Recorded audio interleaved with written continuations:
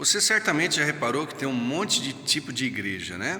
É claro que tem igrejas sérias e igrejas que são estranhas, pelo menos isso, né? Mas vamos falar das igrejas sérias, daquelas que estão pensando em servir a Deus de verdade. Mesmo essas são bem diferentes. Você tem igrejas tradicionais em que o foco é a pregação, a exposição das escrituras, como a igreja que eu sou pastor. Igrejas pentecostais em que a ênfase está na experiência com Deus e, portanto, o foco está em oração, em jejum, em coisas importantes mesmo, né? Dentre outras igrejas, outros tipos, né, nesse meio termo. E aí a gente fica se perguntando, mas por que tanta igreja assim?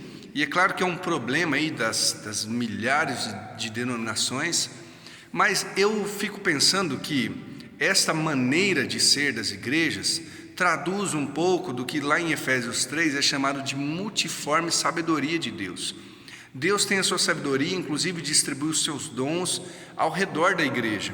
E as ênfases que nós temos como igrejas podem nos ajudar a transmitir, vamos dizer assim, características dos atributos de Deus, dos dons que Ele dá, da sua sabedoria, que é multiforme, não é única. Então, é uma bênção que haja diferentes maneiras de expressar a nossa vida e a nossa relação com Deus.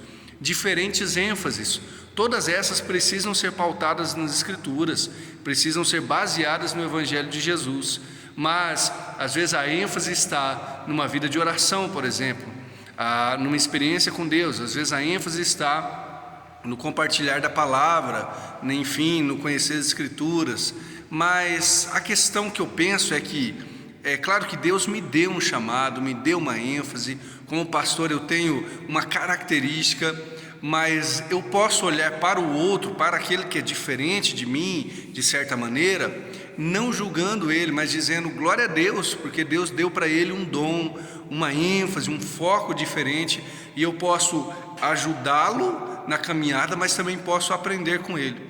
Assim a gente vai percebendo a multiforme graça de Deus, como eu falei, em igrejas sérias, aquelas que buscam a Deus de verdade, percebendo como Deus é grande e como Ele é maior do que apenas o meu reduto, do que apenas a minha forma de olhar e entender as coisas. O que você acha disso?